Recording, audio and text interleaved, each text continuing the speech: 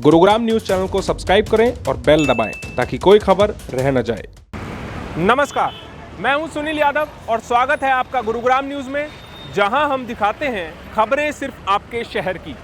अगर आपका ये चमचमाता गुरुग्राम शहर वीरान हो जाए तो क्या होगा?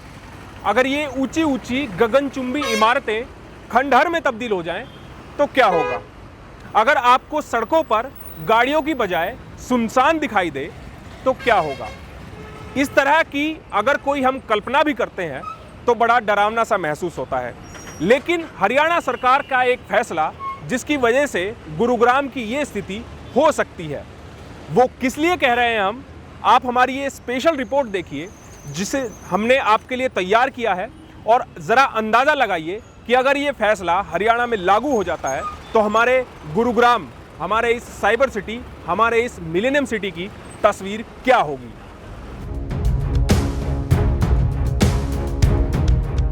गुरुग्राम हो जाएगा वीरान।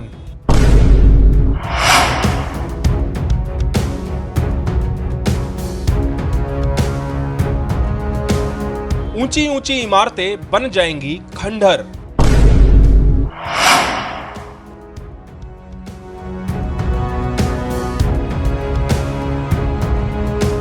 सरकार का एक फैसला गुरुग्राम को कर देगा कंगाल।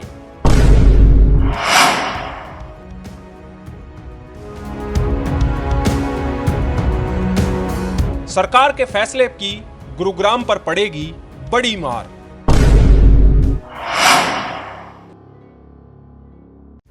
ऐसा इसलिए कहा जा रहा है क्योंकि हरियाणा में जेजेपी बीजेपी के गठबंधन की सरकार ने हरियाणा रोजगार विधेयक 2020 के तहत एक ऐसा फैसला लिया है कि हरियाणा में निजी नौकरियों में 75% आरक्षण दिया जाएगा। इस फैसले के बाद अब गुरुग्राम के उद्योगपतियों ने गुरुग्राम से पलायन का मूड बना लिया है। अगर ऐसा हुआ तो गुरुग्राम कंगाल हो जाएगा। गुरुग्राम में विश्व की 500 फॉर्च्यून कंपनियां हैं। इसके अलावा हजारों एक्सपोर्ट कंपनियां हैं जो अब इस फैसले के चलते गुरुग्राम से पलायन की सोच रही है, क्योंकि इन कंपनियों के मालिकों का मानना है कि हरियाणा के युवाओं में वो हुनर नहीं है जो इन कंपनियों में काम कर सके। अगर निजी कंपनियों में योग्यता नहीं बल्कि आरक्षण के बल पर भर्तियां होंगी तो फिर कंपनियों में काम कैसे किया जाएगा? उद्योगपतियों का कहना है कि एक्सपोर्ट कंपनियों में 98% तक यूपी, बिहार, बंगाल या फिर अन्य राज्यों के लोग काम करते हैं, क्योंकि वहां के कर्मचारियों की कार्यकुशलता हरियाणा के लोगों के मुकाबले ज्यादा है।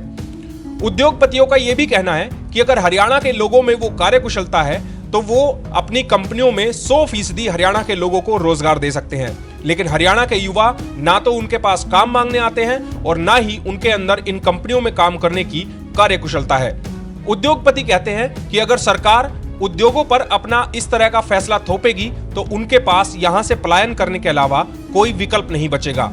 हरियाणा सरकार के फैसले के बाद उद्योगपतियों ने नोएडा के सेक्टर 29 में अपने उद्योगों को शिफ्ट करने के लिए जमीन खरीदनी भी शुरू कर दी है।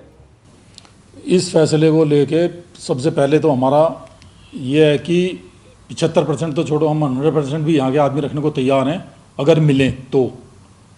हमारे यहाँ बाहर भी बोर्ड लगा रहता है हमेशा, कोई भी टेलर या कोई भी जो भी हेल्पर वगैरह जिसकी भी ज़रूरत पड़ती है हमें, उसके लिए बोर्ड लगाया हुआ है हमने।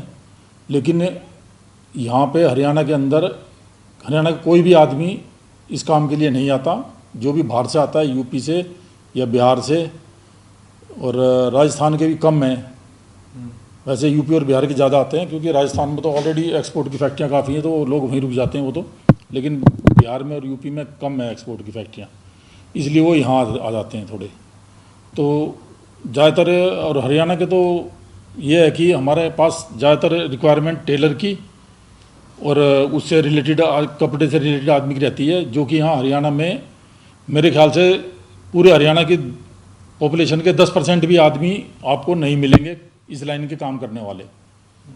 तो हमें तो मजबूरन यहाँ से जाना ही पड़ेगा, क्योंकि अभी भी हमारी पूरी एसोसिएशन में 300 आदमियों की एसोसिएशन में सिर्फ 2 आदमी हरियाणा के हैं जो भी HR के हैं, जो सिर्फ ऊपर का काम वाम देखते हैं, वो ही काम वो कर सकते हैं। तो वही हरियाणा के 2 लड़के हैं हमारे पास अभी, और इससे ज़्यादा हम अगर भरना भी चाहें तो हमें हरियाणा के आदमी हमें नहीं मिलते हैं। तो अब इस फैसला अगर ये लागू होता है तो इसका क्या विकल्प आप लोगों ने देखा है? इसका विकल्प तो ये देखा है कि भाई हमें तो 100% जाना ही पड़ेगा यहाँ से, क्योंकि हमारा तो चल नहीं सकता, 10 आदमी भी हमें नहीं मिल सकते, तो 75% की तो बहुत दूर की बात है। हमें तो 1% भी आदमी ने, हमारे पास जो स्ट्रेंथ है आदमियों की काम करने की जो है, उसके 10% भी नहीं मिलेंगे, 75 तो बहुत दूर की बात है। तो इसलिए हमारा तो लगता है एक्सपोर्टर का किसी का नहीं, मेरा ही नहीं है, एक्सपोर्टर की लाइन में, एक्सपोर्ट की लाइन में, गारमेंट एक्सपोर्ट की लाइन में कोई भी आदमी हो, वो उसे बाहर जाना ही पड़ेगा हरियाणा से छोड़ के।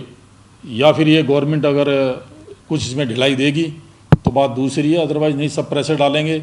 लेबर वाले आके वो कहेंगे कि जी 75% दिखाओ आदमी, नहीं है तो फिर क्या करेंगे, बंद करेंगे या चालान काटेंगे वो। तो इसे चालान देने से अच्छा तो है कि बाहर ही चले जाएं, वो ज़्यादा अच्छा है। तो अभी कहीं कब आप तक? लोगों ने जमीन भी ली है, देखिए नोएडा में। हाँ, अभी पीछे जब ये इनकी बात चली थी, स्टार्ट हुई थी, तभी सेक्टर 29 में जेवर एयरपोर्ट के आसपास ही ईएडी ने एक अलॉटमेंट काटे थे प्लाट वगैरह, तो तभी हमने अप्लाई कर दिया था कि शायद ऐसा ना हो कि जाना पड़ जाए यहाँ से।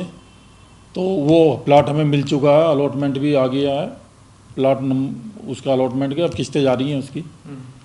तो 2-1 साल में हो जाएगी किस्तें पूरी उसकी, तो बनाना भी शुरू कर देंगे मेरे ख्याल से। अगर जो ये आपका इम्प्लीमेंट हो जाएगा 6-7 महीने बाद और वहाँ जगह मिल जाएगी, पोजीशन मिल जाएगा, तो हम बनाना शुरू कर देंगे वहाँ पे फिर। दरअसल डिप्टी सीएम दुष्यंत चौटाला ने चुनावों में अपने घोषणा पत्र में यह वादा किया था कि अगर जेजेपी की सरकार आएगी तो हरियाणा में नौकरियों के अंदर 75% आरक्षण दिया जाएगा। और चूंकि अब हरियाणा में जेजेपी के बदौलत ही बीजेपी सरकार चला रही है, तो ऐसे में दुष्यंत चौटाला ने इस फैसले को लागू कराया है। अगर गुरुग्राम से कंपनियां पलायन कर गई तो न केवल इससे गुरुग्राम पर भारी असर पड़ेगा, बल्कि पूरे हरियाणा के रेवेन्यू पर इसका बोझ पड़ेगा, क्योंकि गुरुग्राम एकमात्र ऐसा जिला है जो कि पूरे हरियाणा का 75% से ज्यादा रेवेन्यू हरियाणा सरकार को देता है। अगर गुरुग्राम की कंपनियां यहां से पलायन कर गई तो न केवल यहां से रोजगार जाएगा, बल्कि गुरुग्राम के स्थानीय निवासी भी बेरोजगार हो जाएंगे। मसलन कंपनियों में काम करने वाले परदेसी कर्मचारी जिन किराए के कमरों में रहते हैं वो खाली हो जाएंगे। शहर में चलने वाले हजारों ऑटो चालक बेरोजगार हो जाएंगे। अगर मल्टीनेशनल कंपनियां यहां से चली जाएंगी तो ऊंची ऊंची रिहायशी इमारतें यहां से खाली हो जाएंगी। अगर कहा जाए कि गुरुग्राम वीरान हो जाएगा तो ये गलत नहीं होगा। देखिए, असर तो सबसे बड़ा हमारा इंडस्ट्री पे तो पड़ेगा। इंडस्ट्री के लिए तो एक सबसे दूसरा ऑप्शन ये है कि वो शिफ्ट हो जाएंगी, लेकिन जो हमारे लोकल के लिए, जिनके लिए कानून लाया गया, सबसे ज़्यादा नुकसान उन्हीं को होगा, क्योंकि जो भी परसेंटेज में वो काम करते हैं, चाहे ऑटोमोबाइल पे कर रहे हैं, चाहे गारमेंट्स में कर रहे हैं, चाहे आईटी में कर रहे हैं, चाहे वो 10% कर रहे हैं, 15% कर रहे हैं, या किसी माध्यम से जुड़े हुए हैं हमारे साथ, 10-20% किसी ना किसी माध्यम के साथ जुड़े हुए हैं, तो वो रोज़गार बंद हो जाएगा। अगर यहाँ फैक्ट्रियाँ बंद होगी तो कमरे खाली हो जाएंगे, पीजी खाली हो जाएंगे, गाड़ियों को काम नहीं मिलेगा। तो जो हमारे लोकल हरियाणा के छोटे व्यवसायी हैं उनका भी फ़र्क पड़ेगा। दूसरा, मैं समझता हूँ कि गुड़गांव एक और बेंगलोर, दो एक ऐसे आईटी हब माने जाते हैं जो दुनिया भर के ऑल इंडिया से लोग यहाँ काम करने आते हैं। आप देखिए, गुड़गांव अगर मानेसर के अलावा गुड़गांव की तरफ बढ़ेंगे तो इतनी मल्टी स्टोरी बिल्डिंग है, डीएलएफ की भी हैं और दूसरे बिल्डर्स के भी हैं, उसमें सब आईटी कंपनीज़ हैं। अब आईटी कंपनीज़ में क्या होता है सर, ये कॉलेज में जाके कैंपस सिलेक्शन करते हैं, वो कभी ये नहीं देखते कि ये यूपी का, ये हरियाणा का, ये बिहार का या किसी और स्टेट्स का। वो हमेशा टैलेंट देखते हैं, क्योंकि उन लोगों को कंपटीशन है इंटरनेशनल मार्केट्स में। जब वो आईटी सॉफ्टवेयर बनाते हैं तो वो सॉफ्टवेयर विदेशों के लिए भी बनाते हैं, एक्सपोर्ट भी करते हैं। तो उनको ये देखना होता है कि हमें कौन सॉफ्टवेयर हमारा डेवलप करेगा। उन्होंने कभी ना किसी की जाति देखी है, ना किसी का धर्म देखा है, ना किसी का स्टेट देखा है। तो आज वो जो कैंपस सिलेक्शन होता है कहीं ना कहीं वो भी बंद होगा, और हमारी आईटी कंपनियां भी नियर अबाउट स्टेट्स में, जैसा भी सुनने में आ रहा है कि आईटी कंपनी के जो एसोसिएशन है उन्होंने नोएडा में तराशना शुरू कर दिया। नोएडा में बहुत बिल्डिंगें खाली पड़ी है रेंट पे, तो वो भी कहीं ना कहीं शिफ्ट होंगे, तो हरियाणा का लॉस होगा। और जो ये इतने मकान बिल्डरों के बिक रहे हैं आईटी कंपनी के माध्यम से या इंडस्ट्री के, नेचुरल है कि हर तरफ लॉस ही लॉस होगा। कहीं ऐसा ना हो कि गुड़गांव एक आज एक डेवलप शहर है, बाद में एक खंडर बन जाए। मैं करीब 10 सालों से यहाँ काम कर रहा हूँ, और ज़्यादातर हमारे जो वर्कर हैं ना बाहर से आते हैं, यूपी से, बिहार से, बंगाल से, ऐसे करके आते हैं। वजह क्या है कि यहाँ हरियाणा के लोग नहीं है आपके यहाँ काम करने वाले? हरियाणा का कोई टेलर है ही नहीं, और अगर एक दो कभी आ जाते हैं तो मैं एक्सेप्ट कर लेता हूँ। एक टेलर है लेडीज़ हरियाणा की, बस एक ही है, बस एक ही है। अधिकतर लोग यहाँ के होते नहीं है हरियाणा के टेलर? नहीं, हरियाणा कोई टेलर ही नहीं।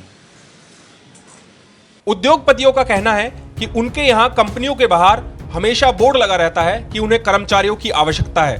पहले कोरोना की मार पड़ी, उसके बाद से ही कर्मचारी यहां पर पूरे नहीं है और अब हरियाणा सरकार के इस फैसले के बाद उनको लगता है कि उन्हें यहां से अपनी कंपनियां शिफ्ट करनी पड़ेंगी।